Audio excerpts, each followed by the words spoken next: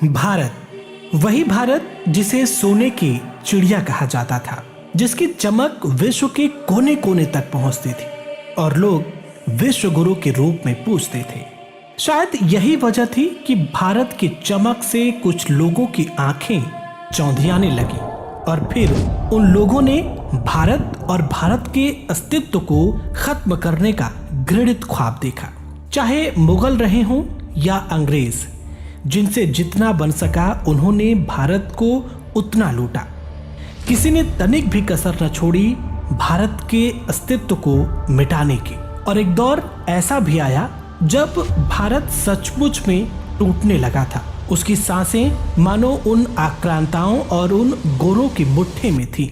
वो गुलामी की बेड़ियों में जकड़ उठा था और उसका अस्तित्व भी डगमगाने लगा था।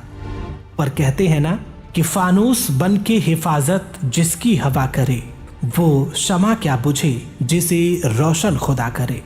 और इस बात का जीता जागता सबूत है आज का ये दिन 15 अगस्त यानी स्वतंत्रता दिवस, जो चीख चीख कर इस बात की गवाही देता है कि जब भी भारत पर खतरा मंडराता है तो भारत माता के वीर सपूत अपने सर पर कफन बांधकर निकल पड़ते हैं दुश्मनों से लोहा लेने के लिए।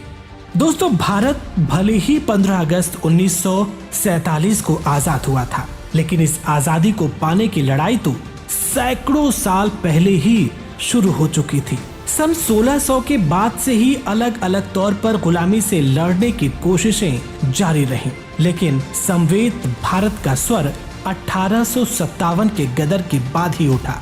नतीजा ये रहा कि देश के दुश्मनों को भारत छोड़ना ही पड़ा। 15 अगस्त 1947 को मिली स्वाधीनता की नींव में असंख्य स्वाधीनता सेनानियों का बलिदान है। आज देश चौतरफा चुनौतियों का सामना कर रहा है। जम्मू कश्मीर से लेकर लद्दाख बॉर्डर तक हर तरफ चीन और पाकिस्तान जैसे खतरनाक देश है। गलवान घाटी में चुनौतियां कम नहीं है, लेकिन भारत की ताकत के आगे ये देश आगे बढ़ने की सोच भी नहीं रहे हैं। आजादी मिलनी चुनौती थी, लेकिन असली आजादी भारत की इस स्वतंत्रता को बनाए रखने की है।